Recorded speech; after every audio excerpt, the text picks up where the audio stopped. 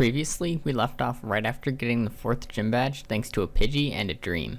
The last time I used Pokewalker, I was at 4,467 steps. If you're watching part 2 first, I would definitely recommend watching part 1 first instead for a more in-depth explanation of the rules and so you're caught up on my team and interesting battles. I'll go over the basic rules just in case. I can only catch and use Pokemon from the Pokewalker, I can use items from the Pokewalker, and I can only get experience from the Pokewalker. Now, I can get into part 2, starting with day 2. Remember, steps reset every day, which is important because items and Pokemon appear at a much higher rate depending on the steps, or only appear at a certain threshold of steps.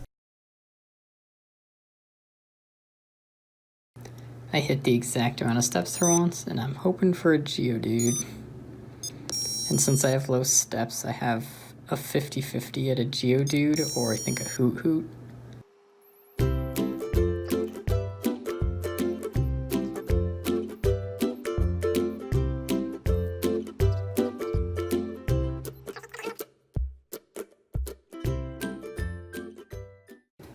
Pryce is feeling good, which is pretty good. Whoa, okay, that unlocks the place. Let's go. Because I just got enough to level him up and went 1 over, not a big deal. Whoa, okay. So now this is enough watts to unlock the next place. And I accidentally moved it when I flipped the Pokewalker. Whoops. Just collected 67 watts.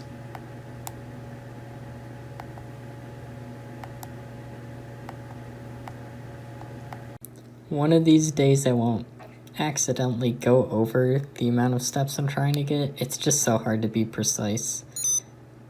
So I'm gonna try for water Pokemon. Hopefully a Slowpoke.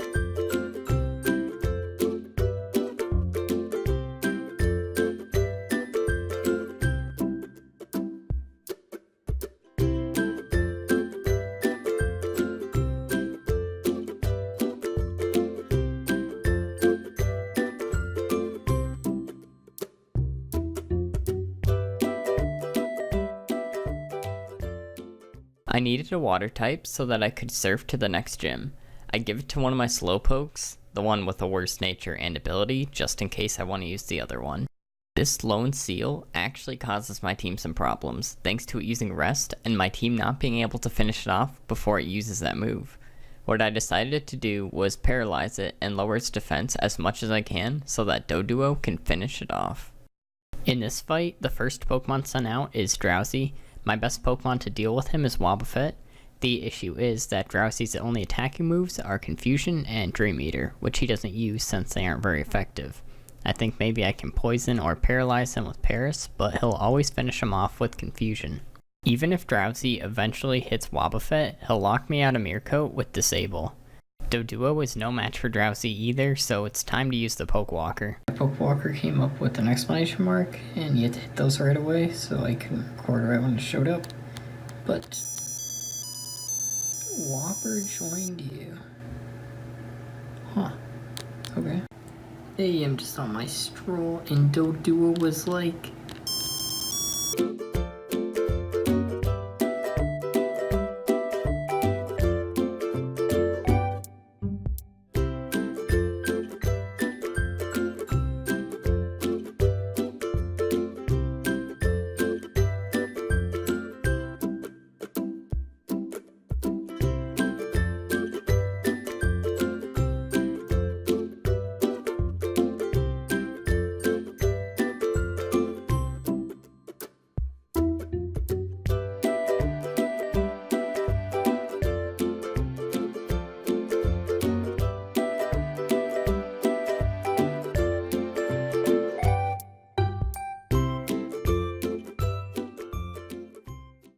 Come on, I need 2 more.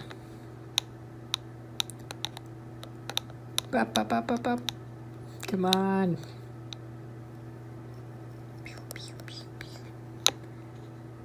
And then it went over. See, that's what I mean. Only 1 over to reach the next level this time, and just turning in some watts. Another level up, more watts. Found a Pokemon as I was trying to load my Pokewalker. Another Whopper, yay! This is enough to level up, and I'm hoping this next level will bring enough watts to unlock the next place with it. Another Pokemon wants to join me for some reason. Oh yay, a Whopper. I actually landed on the exact number that I need. I'm still a little bit far away from the watt goal, so that's too bad. I'll see what I do next. I might level someone else up. I might keep leveling Dugtrio up, or Doduo up, but only a little bit, and then level the rest up later. Not again. It's every time I set up the Pokewalker to connect also, like, I have to exit now, and then I have to put the Whopper back on. I don't even want the Whopper. Okay, got my 13 watts. Time to put that on the DS.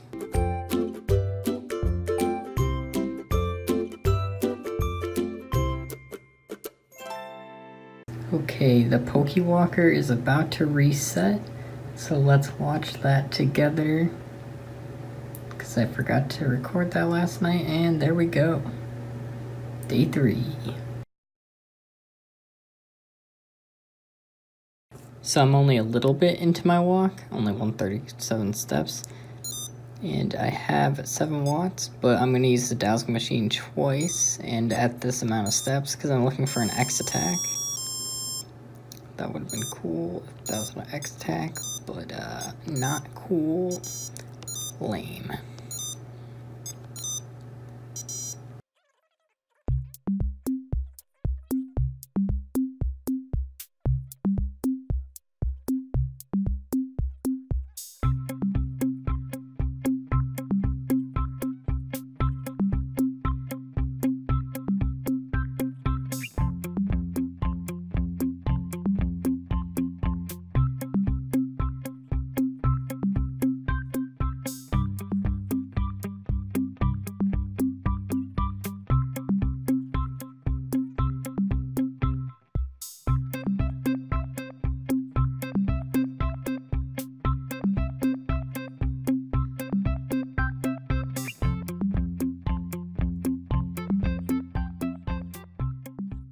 Okay, I started training my Wobbuffet up a bit, and I'm gonna keep looking for a Murkrow.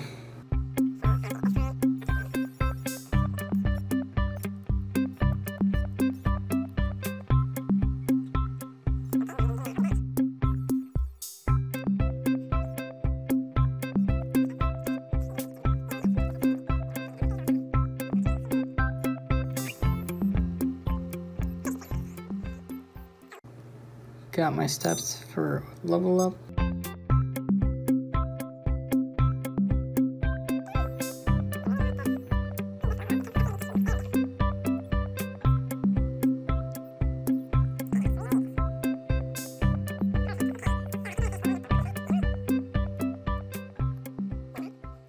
With Confusion and Dream Eater being Drowsy's only attacking moves, he can't affect my Murkrow. This forces him to switch out. He sends out Electrode, who despite using Screech, attacks with Thunder. Murkrow knocks him out. I send out Pidgey to once again wall a Ghost-type Pokemon way above his level. His only attacking move is Lick, so Doduo would have honestly worked too. Now my Murkrow can finish off Drowsy without issue. For the fighting gym, my strategy is simply to use Peck a lot. The only problem is that Primeape sets up a double team. He only uses one though, so it's not that bad. I just spam Peck and him Focus Punch, so if I hit, he loses a turn, until eventually, after he's used a Hyper Potion, get him back down to the point where one more hit finishes him, but unfortunately miss. I throw the weaker members of my team at Primeape until I manage to hit him enough times to knock him out. After that, a simple Mirror Coat knocks out the Poliwrath. This fight showcases just how good Wobbuffet is this playthrough. He performs so well at a way lower level than the opponent. A lot of the time, his low level is actually beneficial. That's not the case, however, when fighting Jasmine. Thunderbolt knocks Wobbuffet out in one hit, and my Doduo gets taken out in one hit too. Doduo also isn't very effective, so I definitely need to use the Pokewalker. I accidentally went like 20 steps over, but I'm returning these watts and leveling up. Ooh, what do we get? Yeah, it's always the weaker Pokemon that join. Like the ones that are 0 steps. I guess I don't have one though. Okay. I've got enough to level up, and I'm looking for a level 11 Magnemite.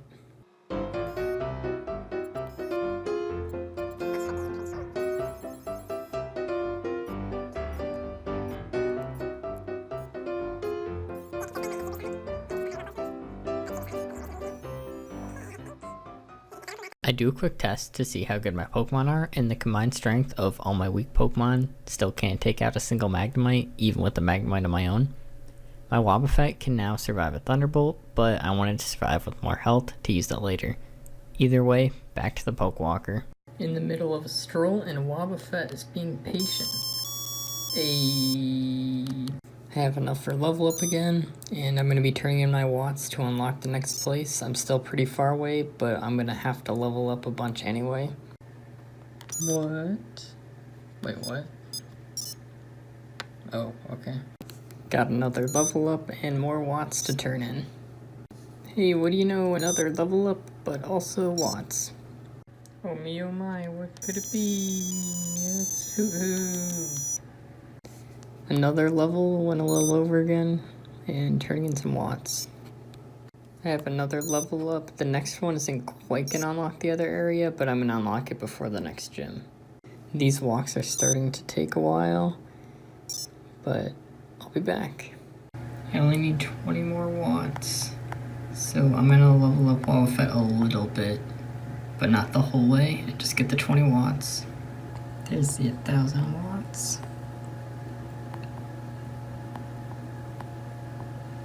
And there's the place I'm about to go.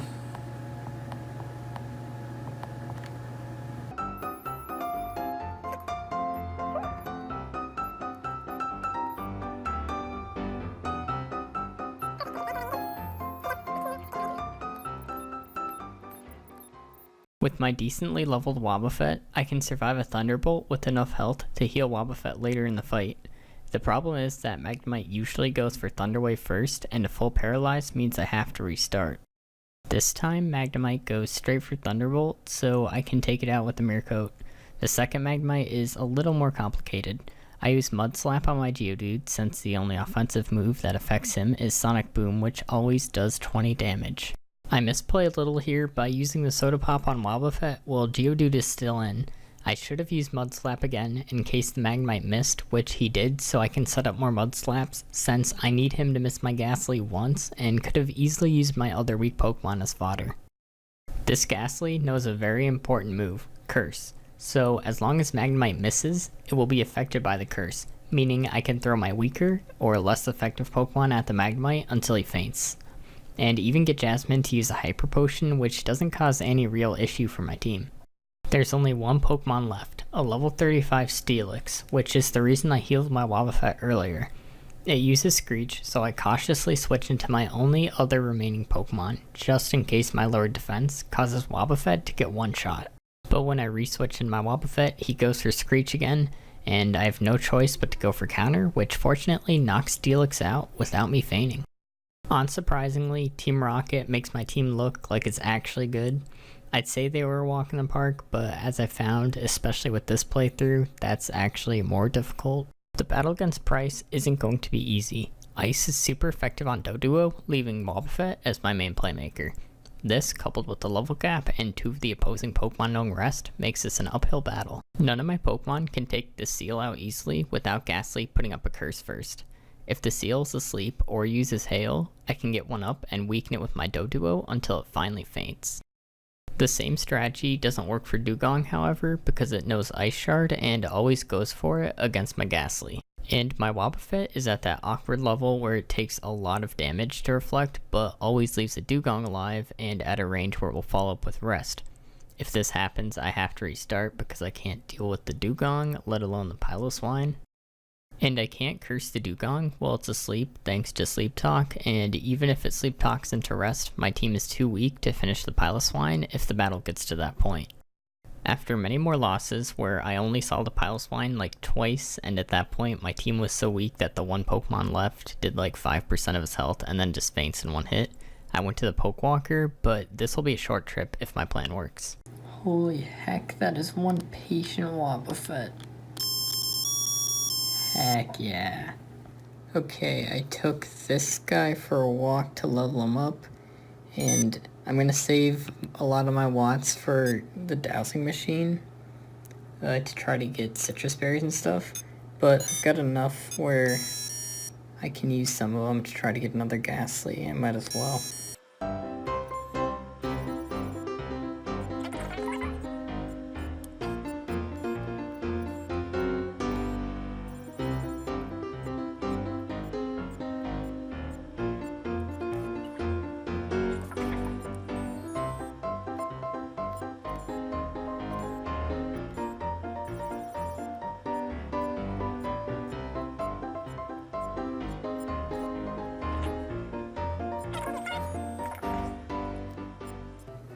Okay, the steps are about to restart. It's almost midnight.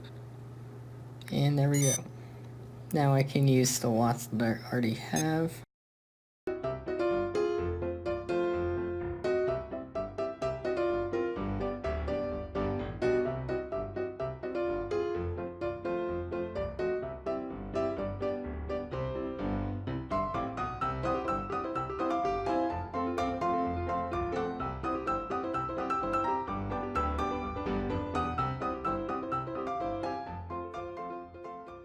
The strategy I've been using in most of the fights, even before leveling up Wobbuffet, was to send in Ghastly and go for Curse. The Seal always went for Hail when I did this, which is great for me considering Ghastly is slower.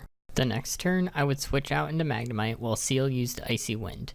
If this misses, the Seal actually switches out the turn after, I guess because he knows it won't kill, so I need him to hit. After he finishes Magnemite with another Icy Wind, I can safely switch into Doduo. If I spam Quick Attack, the Seal is forced to use Rest without ever attacking Doduo until he faints. Now, for the reason I leveled up Wobbuffet. He takes less damage, just enough so the Dugong doesn't use Rest after a Mirror Coat. I can use Mirror Coat a second time to finish him off and get healed by a held Citrus Berry, giving me enough health to survive a hit and retaliate with a one-shot Mirror Coat to Piloswine and get the 7th Gym Badge. Once again, I have to battle Team Rocket, and it's mostly easy. That is, until I have to fight 5 level 30 Coughings and a level 32 Wheezing all in the same fight. Doduo barely does any damage to a Coughing, Ghastly always gets hit by Sludge if he curses a Coughing. Wobbuffet gets accuracy lowered, and even if he hits, it's not enough to one-shot the Wheezing. And my other Pokemon are too low leveled to matter. Just kidding about the last one. My low level Pokemon will be key to winning the battle. I would start the battle with Wobbuffet. The Coughing always went for Sludge when I did this. Mirror Coat would one-shot him when this happened. I used my free switch to send out Ghastly. Wheezing always goes for Smokescreen the first turn he's sent in, so I can get a free Curse up which can't even miss. It's crucial for my strategy to know that the only attacking moves on the opposing team are either normal or poison type. The Wheezing isn't going to use Tackle since my Ghost type is in. Knowing this, I can switch into Magnemite, who is immune to his poison type move, Sludge. No big deal for Wheezing though, now he can just use Tackle. Well, I switched into my Ghastly. Okay, now I can just use Sludge again. And I'll keep switching until he faints. I send Wobbuffet back in to Mirror Coat another Sludge, leaving 3 more Pokemon on the other team, which means I've pretty much hit a wall. I can only curse 1 more Coughing and then I'll faint to a Sludge. At that point, I'll only be able to take out the Curse Coughing and lose to the remaining 2. If I don't get poisoned, I can take out an extra Coughing, but I still need to find out how to beat the last one. The method I used was to use Hypnosis on the Coughing that's sent in after Wheezing. This way I can reset if I miss. If I hit, I use Curse the next turn, which doesn't actually faint the Ghastly if used a second time. Instead, it leaves it with 1 health, so I can curse 1 more Coughing, meaning I take out 3 Pokemon with Curse and the other 3 with Mirror Coat. I used my other Ghastly, which is unfortunately a weaker one from the Pokewalker and doesn't know Curse, hence my Hypnosis strategy, to immune to the normal type moves, while my other Ghastly has fainted to the Curse. My Wobbuffet did get poisoned, but it was too late in the fight to matter, so I finally win. Thanks for watching. There will be at least 1 more part in this series where I finish the main story and battle the Elite Four. Make your predictions on how many steps I'll end up with and how I'll beat Lance. Subscribe so you don't miss the next part, and if people actually want me to beat the post game with this challenge, let me know.